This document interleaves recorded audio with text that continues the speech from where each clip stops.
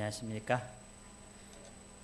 귀한 찬양 인도해 주신 우리 박세현 청년에게 감사드립니다. 찬미 들으시면서 어떤 생각 좀 하셨습니까? 더 이상 방황하지 않겠다고, 예수님의 이름으로 승리하겠다고 결심하셨습니까?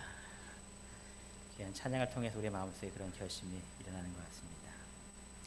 오늘 지금 여기는 참석하지 않았는데요, 오늘 교회에 처음 오신 우리 분이 한 분 계십니다.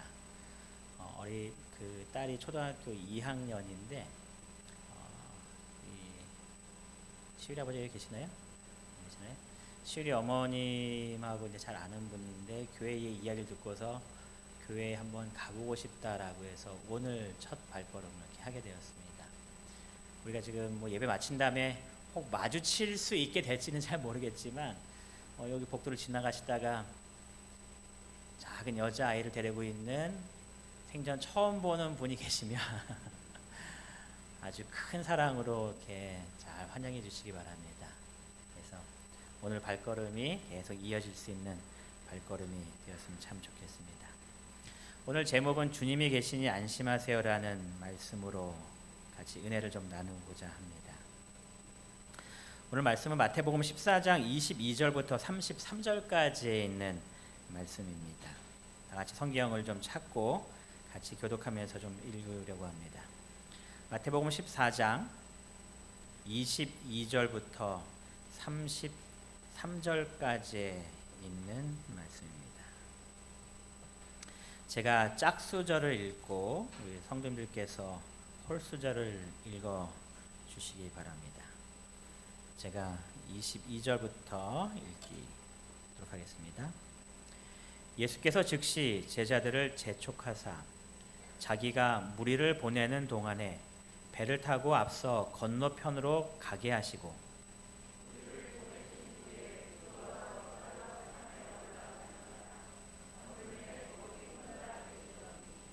배가 이미 육지에서 술이나 떠나서 바람이 거스름으로 물결로 말미암아 고난을 당하더라.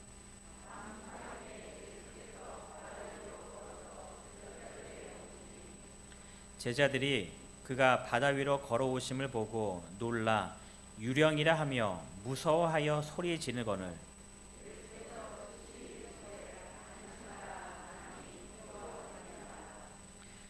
베드로가 대답하여 이르되 주여 만일 주님이시거든 나를 명하사 물 위로 오라 하소서 하니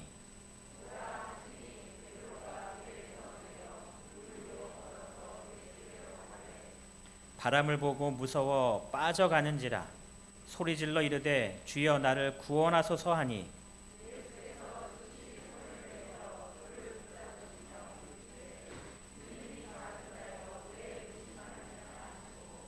배에 함께 오름에 바람이 그치는지라 배에 있는 사람들이 예수께 절하며 이르되 진실로 하나님의 아들이로소이다 하더라. 잘 아시는 말씀입니다. 제자들이 예수님께서 너희들 빨리 배를 타고 저 건너편으로 가라라는 이야기를 듣고서 이 제자들이 이제 가버나움 지방으로 가기 위해서 배를 타고 밤늦은 시간에 이제 출발하였습니다. 성경에 보니까 큰 파도가 불었다라고 기록합니다. 바람이 불어서 이제 큰 파도가 일기 시작한 겁니다. 이 바람이 얼마나 세고 얼마나 파도가 컸는지 마태복음 14장 24절에 저희가 읽은 말씀을 보면은 그들이 고난을 당하고 있다라고 표현을 합니다. 이 고난이라는 단어가 무슨 뜻인지를 좀 찾아보니까 고문하다, 고통을 주다 그런 뜻을 가지고 있습니다. 이 파도가 지금 얼마나 세고 힘든지 그들이 이 파도를 이기기 위해서 노를 젓고 안간힘을 쓰는데 그 고통이 어떠한 고통 같다라는 거예요? 고문하는 듯한 고통 같다라는 겁니다. 아주 힘든 겁니다. 그들이 그 상황에서 빠져나가고 싶은데 그게 쉽게 이 표현을 어떻게도 표현하고 있냐면은 힘겹게 노를 젓고 있었다라고 표현합니다. 아주 죽을 힘을 다해서 지금 노를 젓는 겁니다. 그런데 분명히 노를 져서 저쪽 방향으로 가야 되는데 아무리 노를 져도 내가 가야 할 방향으로 가는 것이 아니라 엉뚱한 방향으로 계속 밀려나가고 있는 겁니다. 그래서 아주 힘겹게 노를 짓고 있다고 얘기하는데, 이 힘겹게라는 이 원어도 찾아보니까 고난을 당하더라 할 때 이 고난과 똑같은 말입니다. 그러니까 노를 젓고 있는데 아주 고통을 겪고 고문당하는 것처럼 아주 마음이 괴로운 그런 상태로 지금 제자들이 노를 짓고 있었다라는 그러한 이야기입니다. 그들이 어부 출신이고 이 갈릴리 바다 출신이지만 자신의 능력으로 도무지 감당할 수 없는 그러한 상황 가운데 있었다라고 이야기하는 겁니다. 여러분, 바다에서 막 이렇게 파도를 칠 때, 파도 놀이할 때에 조심해야 될 것인데, 그것이 뭐냐면 이안류라는 겁니다. 파도가 이렇게 바다에서 해안으로 쳐야 되는데 이건 역파도입니다. 이 해안에서 바다 저 멀리 이렇게 밀어부는 그런 역파도라고 말합니다. 이안류. 그래서 이렇게 사람들이 막 이렇게 즐겁게 놀고 있는데, 계속 이렇게 놀다가 이렇게 파도에 의해서 해변가로 나와야 되는데 이안류에 휩쓸리면 오히려 반대 방향으로 저 깊숙이 빠져들어갑니다. 제가 언젠지는 잘 기억은 안 나는데, 바다에서 동해안에서 막 이렇게 재밌게 파도 치면서 놀고 있는데, 파도를 더 재밌게 타기 위해서 한 이만큼 깊은 데 들어가서 이제 파도가 오기를 기다리는 겁니다. 그래도 죽지 않을 만큼은 수영할 줄 아니까 그 정도 돼도, 또 파도가 이렇게 세게 미니까 이 정도 해도 쭉 밀려나가면 저 해안까지 밀려나가니까 아무 걱정 없다 해갖고 막 둥둥 떠 있으면서 막 이렇게 재밌게 놀고 있는데, 분명히 내 몸이 해안가로 쓸려 나가야 되는데 갑자기 해안가로 나가는 것이 아니라 반대 방향으로 막 밀려가기 시작하는 겁니다. 이게 뭔가 좀 큰일 난 것 같다 해서 이제 헤엄을 치기 시작하는데, 이 이안류에 빠지면 여러분이 수영 선수라고 해도 그곳을 빠져나오실 수가 없습니다. 안간힘을 쓰고 있는데 내 몸이 해안가로 나가는 것이 아니라 점점 바닷가 쪽으로 밀려나가고 있는 겁니다. 그때 번뜩 든 생각이, 이러다 잘못하면 뭐 하겠다는 생각이에요? 이거 죽겠구나. 아무리 발버둥 쳐도 앞으로 나가는 것이 아니라 점점 바닷가로 밀려나가는 겁니다. 제가 어떻게 살았게요 그때? 막 호적대고 있는데 그 옆에 아주머니 할머님이 같이 이렇게 파도를 막 치다가 이만큼 큰 튜브를 이렇게 타고 있는데 저와 같이 이렇게 떠내려간 겁니다. 그 제가 수영하다가 딱 돌아보니까 제 바로 옆에 그 아주머니의 큰 튜브가 같이 있는 거예요. 내가 저거를 붙잡지 않으면 죽겠구나.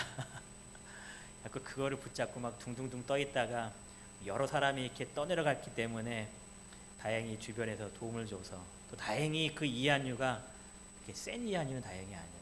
보통 한 50m 이상으로 쫙 사람 밀고 나간다고 합니다.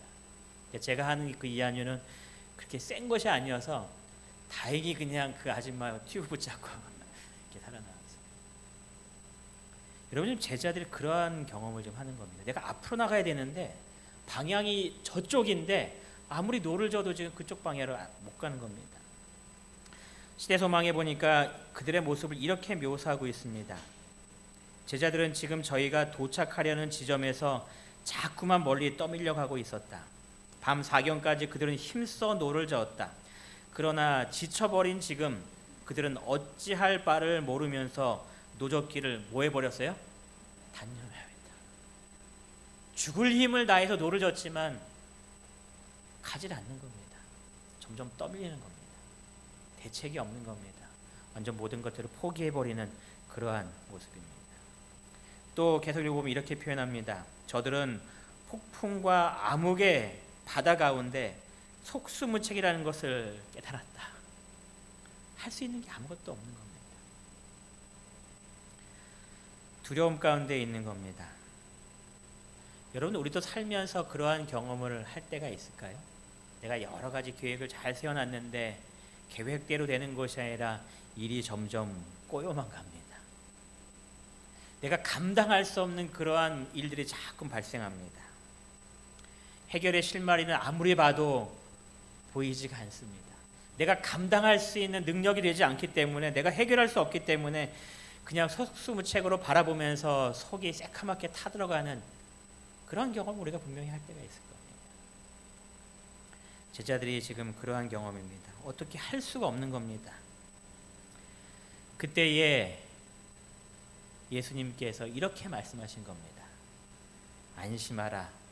나니 두려워하지 말라. 어떻게 할 수 없는 그런 답답함 속에서 모든 것들을 다 포기하고 있을 때에 예수님께서 다가오셔서 제자들에게 하시는 말씀입니다. 안심하라고. 나니까 두려워하지 말라고. 이 말씀을 보는 가운데 이런 모습이 떠올라요. 아이가 무슨 일인지 모르겠지만 두렵고 아주 고통 가운데 막 혼자 어쩔 줄 모르는 그러한 상황에 있을 때에 누가 달려와요? 엄마가 달려와서 이 아이를 꼭 끌어안아주면서 어깨를 토닥여주면서 뭐라고 이야기할까요? 엄마야, 걱정하지 마. 이제 안심해도 돼. 그때 이 아이의 마음이 어떤 마음을 느낄까요? 불안했던 마음이 그 엄마가 와서 자기의 어깨를 토닥여주고 엄마야 이제 안심해도 돼라는 그 말 한마디 때문에 그 아이의 마음속에 편안함을 느끼는 것처럼 예수님께서 제자들에게 다가오셔서 말씀하는 겁니다. 안심하라고. 내가 왔으니까 이제 뭐 하지 말라고요? 두려워하지 말라. 힘들고 지칠 때 또 두렵고 내가 할 수 있는 것이 아무것도 없다고 느껴질 때에 나에게 다가오셔서 안심하라고. 내가 네 옆에 있으니까 두려워하지 말라고 말씀하시는 이 주님의 음성에 귀 기울이시게 되기를 바랍니다. 우리가 주님 안에서 어떻게 이 불안한 가운데서도 안심하며 살 수 있을까? 첫 번째 이유는 기도하시는 예수님이 계시기 때문입니다. 성경에 보니까 무리를 보내셨다라는 표현합니다. 이 전의 내용은 이 5,000명을 먹이신 사건입니다. 여러분들이 그 성경을 쭉 읽어보시면 정말 예수님께서 아침부터 늦은 시간까지 제대로 식사를 못하시는 가운데 병자들을 치료하시고 말씀을 전하시고 너무나 피곤한 하루를 보내셨습니다. 무리를 다 보냅니다.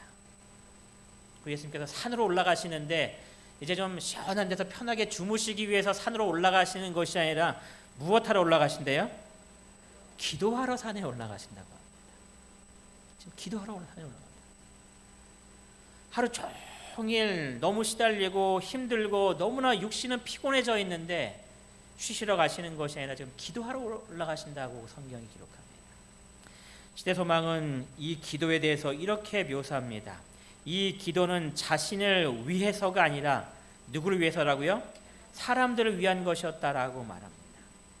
내 몸이 정말 피곤하고 힘들어서 쉬고 싶은 그러한 상황임에도 불구하고 예수님께서 사람들을 위하여 기도하기 위하여 그곳에 올라가셨다라고 기록합니다. 또 시대소망은 기록하기를 괴롭고 투쟁하는 심령으로 그는 누구를 위해서요? 제자들을 위해서 기도하셨다. 제자들을 위해서, 사람들을 위해서 피곤하지만 그들을 위해서 기도해야지 하고 지금 산으로 올라가시는 겁니다. 지금은 어떠실까요, 여러분? 지금 주님의 모습은 또 어떠실까요? 로마서 8장 34절에 있는 말씀을 어느 분 찾아서 한번 읽어 주시기 바랍니다. 로마서 8장 34절입니다.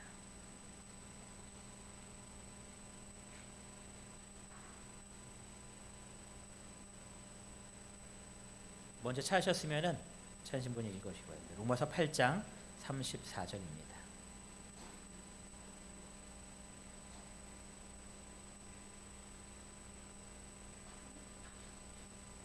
좀 쑥스러우신가요? 우리 같이 읽을까요? 로마서 8장 34절에는 누가 시작. 누가 정죄하리요? 죽으실 뿐 아니라 다시 살아나신 이는 그리스도 예수시니 그는 하나님 우편에 계신 자요 우리를 위하여 간구하시는 자신이라. 지금 예수님께서 하나님 우편에 계신다고 말씀하시면서 우리를 위하여 뭐하고 계신데요? 간구하신다라고 말합니다. 이 표현을 현대어 성경에 찾아보니까 이렇게 기록합니다. 하나님의 오른편에서 항상 우리를 위하여 기도해 주십니다. 여러분, 지금 하나님께서 나를 위해서 하늘에서 기도하고 계신다는 이야기입니다. 2000년 전에 제자들을 위하여서, 사람들을 위하여서 피곤한 육심에도 불구하고 산으로 올라가서 기도하셨던 그 예수님께서 나를 위하여 오늘도 기도하신다라는 그런 이야기입니다. 여자들이 제일 싫어하는 이야기가 남자들이 군대 이야기하는 거라고 얘기하는데, 제가 이제 군대에 자대를 배치받고 며칠 안 됐을 때인데, 여러분 군에 자대를 배치받고 안식일 교인들은 참 하루하루가 쉽지가 않아요. 이 안식일을 어떻게 해결해야 되나 그런 고민들. 또 저보다 더 위에 우리 장로님들은 더 고생하셨겠지만, 저도 역시 구타가 있을 때 군대를 다니다 보니까 뭐 날라다니고 뭐 별일이 다 일어납니다. 그러는 가운데 참 어떻게 여기서 버틸 수 있을까? 막 이렇게 두렵기도 하고 무섭기도 하고, 불이 꺼지면 오늘도 또 어디를 끌려가나, 그런 생각을 하고 있을 때에 편지가 하나 온 겁니다. 제가 이제 학생전사 때 신림동 교회를 나갔었는데, 거기에 한 분이 저에게 편지를 썼습니다. 한 남자분인데 40대 되신 분인데 장로교회 다니시다가 개혁하셔서 이제 안실교회 신림동 교회 출석하시면서 교회 나온 지 얼마 안 되셔서 이게 한참 동안 서로 이렇게 대화 나눴던 그러한 분입니다. 그분이 이제 편지를 쓴 거예요. 그러면서 그 자세한 내용은 기억나지 않지만 그분이 뭐라고 썼냐면 저한테, 전도사님, 내가 전사님 위해서 기도하고 있어요. 그 얘기 쓴 겁니다. 여러분, 그 표현 하나가 힘이 될까요? 힘이 되는 거예요.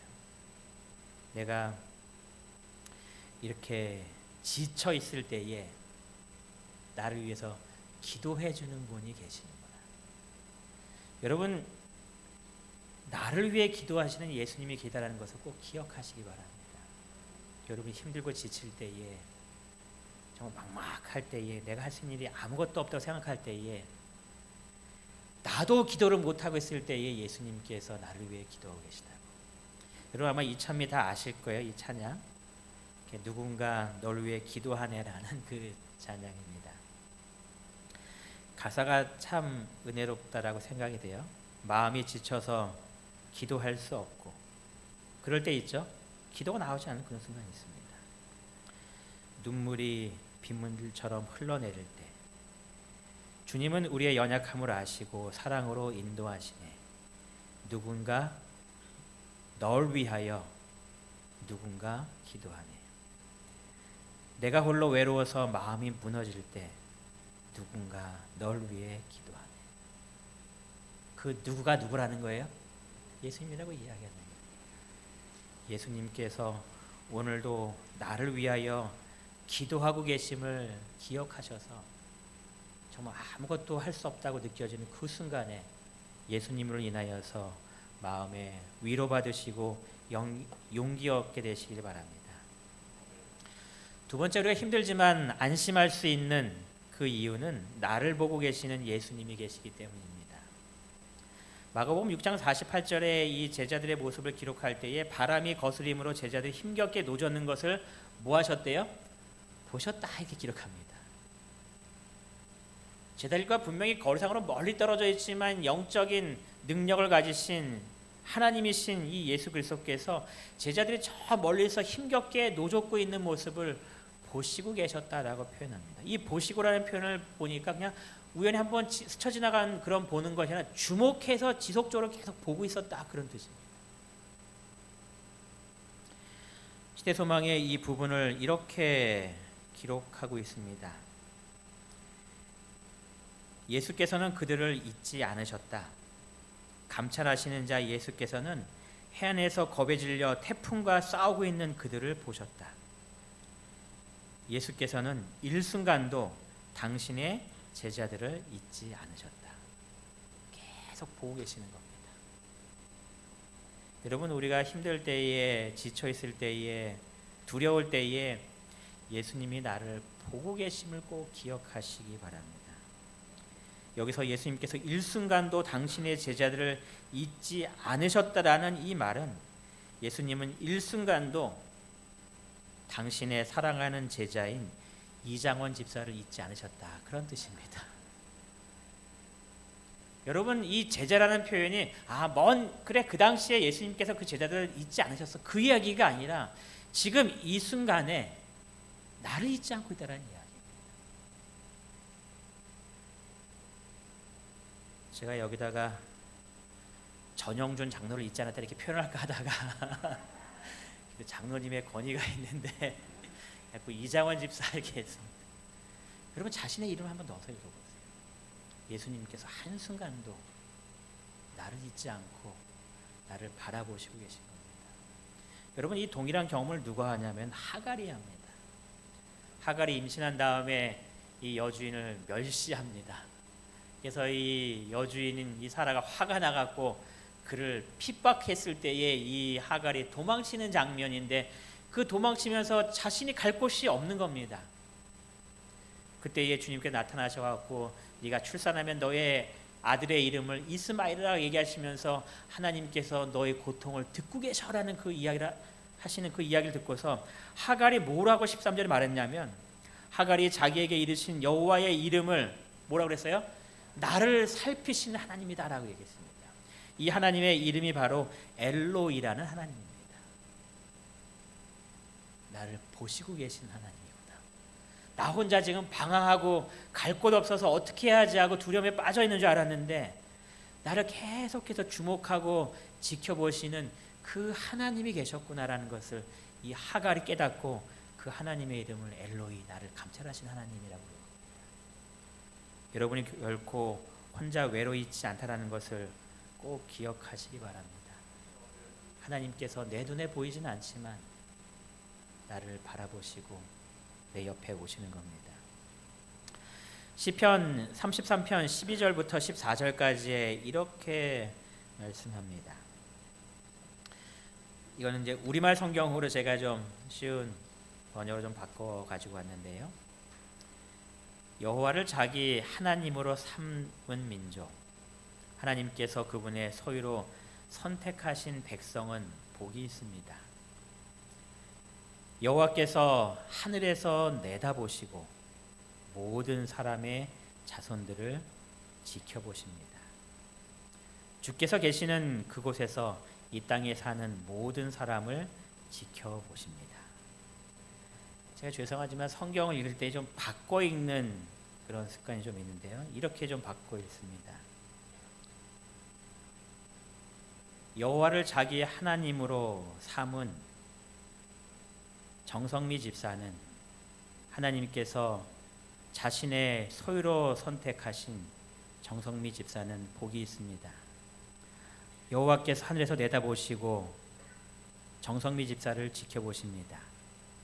주님께서 계시는 그곳에서 이 땅에 사는 정성미를 지켜보십니다. 여러분, 나를 지켜보신다는 이야기입니다. 그냥 여러 사람들을 동시에 바라보고 이 개념이 아니라 지금 나 한 사람밖에 없는 것처럼 나를 지켜보시고 나에게 다가오신다고 주님께서 이야기하시는 겁니다. 매일의 삶 속에 나를 지켜보시는 주님을 통하여서 우리가 안심하게 되시기 바랍니다. 우리가 안심하며 또 불안하지 않을 수 있는 세 번째 이유는 나를 찾아오시는 주님이기 때문에 그렇습니다. 그냥 바라만 보시고 끝나시는 것이 아니라 나를 바라보신 다음에 내게 정말 도움이 필요할 때에 나에게 찾아오시는 예수님입니다. 밤 4경에 왔다라고 성경이 기록합니다. 밤이라는 표현은 이 6시부터 이 6시까지 12시간을 이야기한다라고 얘기해요.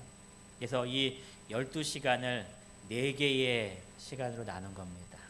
그래서 1경, 2경, 3경, 4경에서 이제 시간 나눴으니까 이 4경의 시간은 몇 시부터 몇 시가 되는 거예요? 3시부터 6시까지. 아주 이렇게 곤에 떨어지는 그 새벽의 시간입니다. 예수님께서 제자들의 고통당하는 것을 보시고 계십니다. 지금 빨리 가야 됩니다. 그 시간에 배를 빌릴 수도 없을 거고요. 파도가 치고 있는데 노를 져서 갈 수도 없을 겁니다.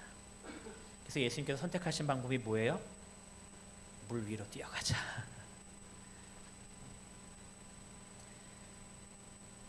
여러분, 예수님께서 물 위로 걸으시는 것이 어려운 일일까요?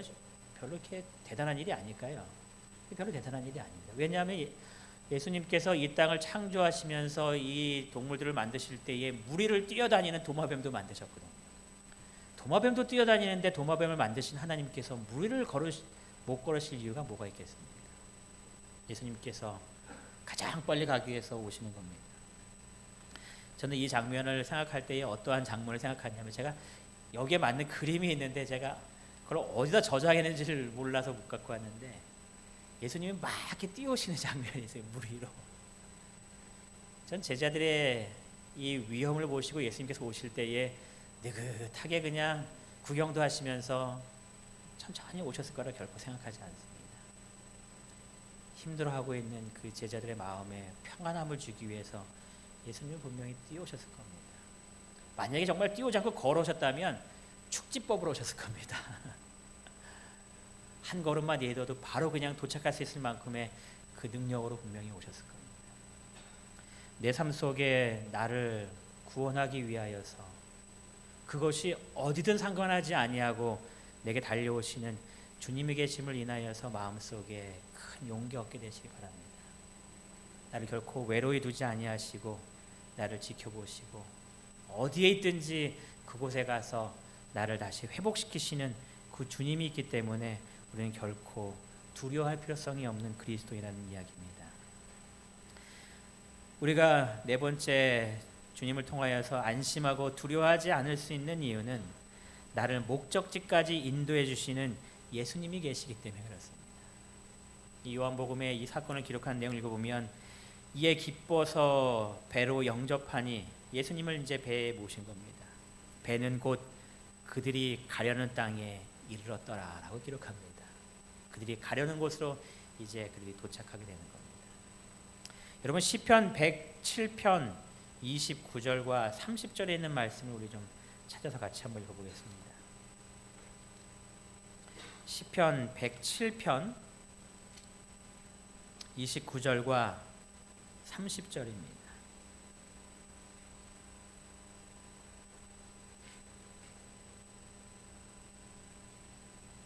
시편 107편 29절 30절 찾으셨으면은 이 말씀을 좀 같이 읽도록 하겠습니다. 시작. 광풍을 고요하게 하사 물결도 잔잔하게 하시는도다. 그들이 평안함으로 말미암아 기뻐하는 중에 여호와께서 그들이 바라는 항구로 인도하시는도다. 주님께서 오셔서 광풍을 잔잔하게 고요하게 하시고, 그래서 우리의 마음속에 평안한 마음을 주셔서 우리가 기뻐하는 가운데에 어디까지 이른다는 이야기예요? 내가 바라는 항구까지. 내가 바라는 항구는 결국 뭘 얘기할까요? 내가 가고자 하는 목적지까지 나를 주님께서 인도하신다라는 그러한 말씀입니다. 여러분들이 속수무책으로 어떡할지도 모르는 그런 상황 속에 있다 할지라도 나를 위해서 기도하시고 나를 바라보시고 내가 어디에 있든지 그곳으로 달려오시는 그 주님께서 여러분들을 붙잡고 여러분이 가야 할 그 소원의 항구까지, 여러분의 목적지까지 주님께서 나를 인도하신다는 것을 분명히 마음속에 기억하셔서 이 주님을 통하여서 우리의 마음속에 어려움이 있을 때에 주님을 바라봄으로 마음속에 위안을 얻으시고 용기 얻게 되시기를 간절히 바랍니다. 찬미가 117장에 너 근심 걱정 말아라 라는 그런 찬미가 있습니다. 이 찬미를 작사한 분은 시빌리아 더피 마틴이라는 분이고요. 작곡자는 월터 스틸만 마틴이라는 분인데 이분은 목사님입니다. 이름을 가만히 보니까 부부 같아요. 그렇죠? 두 부부입니다. 목사님이고 사모님입니다. 1904년이라고 합니다. 이들이 뉴욕에 있는 한 지역에 가서 이 찬양 세미나를 이렇게 열고 있었다고 합니다. 이 세미나를 여는 가운데서 한 교회에서 이 마틴 목사님에게 말씀을 전해달라는 그런 부탁을 그들이 받게 됩니다. 그래서 이제 그 시간이 되어서 교회를 가서 이 말씀을 전하려고 하는데 이 부인이 막 열이 나기 시작하더니 상태가 너무 안 좋아지는 거예요. 병원에 데려가야겠다 할 정도의 몸이 지금 안 좋아지는 겁니다. 그래서 고민하다가 내가 교회 전화해서 양해를 좀 구하고 내 부인을 데리고 병원에 가야겠다라고 그가 생각합니다. 근데 이 기록에 보니까 그에게 9살 난 아들이 있었다고 해요. 이 아버지의 그 이야기를, 엄마가 한 이야기를 쭉 듣더니 9살 아이가 이렇게 이야기했다고 합니다. 아빠, 하나님께서 여기 설교하러 보내셨잖아. 하나님께서 책임져 주실 텐데 왜 오늘 설교하러 안 가고 병원 가려고 그래? 이렇게 얘기했다는 겁니다. 이 아이의 마음속에 누가 지키시겠다는 것을 기억하는 거예요. 하나님께서 지키실 테니 아빠는 계획대로 교회가 설교하라. 그래서 이 아들의 말에 뭐 어떻게 할 수가 없잖아요. 그래서 이제 교회에서 가서 설교를 하고 집에 돌아옵니다. 이 아들한테 네가 엄마 옆에서 엄마 잘 지고 기도해줘 하면서 이제 갔다 왔는데 보니 자신의 부인이 그래도 나은 모습으로 회복된 겁니다. 그러면서 이 부인이 종이를 하나 건네주는데 거기에 읽어보니까 이런 글씨가 써 있는 겁니다. 너 근심 걱정 말아라. 주 너를 지키리. 주 날개 밑에 거하라. 주 너를 지키리. 이 사모님이 자신의 그 고통이 사라지는 그런 경험 속에서 하나님께서 나를 지켜주시고 인도하시는구나, 내가 근심할 필요가 전혀 없었구나 하는 것들을 마음에 느끼고 그 느낌을 이렇게 시로 쓴 겁니다. 그 시를 받아서 내가 하나님을 이 시로 찬양해야겠다라고 해서 이 남편인 마틴 목사님이 이 곡을 붙여서 만든 곡이 찬미가 117장에 너 근심 걱정 말아라 라는 찬미입니다. 1절에 이렇게 찬양합니다. 너 근심 걱정 말아라. 주 너를 뭐 하신다고요? 지키신다고. 주 날개 밑에 거하라. 주 너를 지키리. 어려워 낙심될 때에 주 너를 지키리. 위험한 일 당할 때 주 너를 지키리. 너 쓸 건 미리 아시니 주 너를 지키리. 구하는 것을 주시며 주 너를 지키리. 어려운 시험 당하나 주 너를 지키리. 구주의 품에 거하라. 주 너를 지키리. 주 너를 지키리. 아무 때나 어디서나 주 너를 지키리.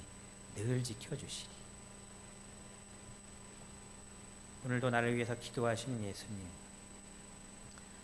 나를 살펴보시고 내 고통을 아시고 나를 도우시기 위하여 찾아오시는 예수님, 그 예수님으로 인하여서 내 소원의 한국까지 주님과 함께 갈 수 있음을 항상 기억하셔서 어떤 순간에도 두려워하지 마시고 또 마음속에 염려가 될 때에 주님 바라보시고 주님 의지하셔서 주님께서 내 삶에 허락해 주시는 참된 평안함 속에서 머무르시다가 주님께서 인도하시는 그 목적지까지 안전하게 거하게 되시는 우리 모든 이문덕교 성도님 되시길 바라면서 말씀 마치겠습니다.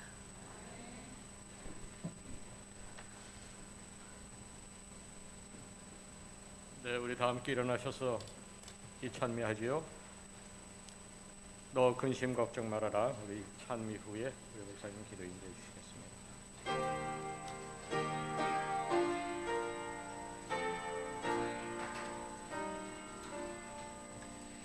너 근심 걱정 말아라. 주 너를 지키리. 주 날개 밑에 거하라. 주 너를 지키리.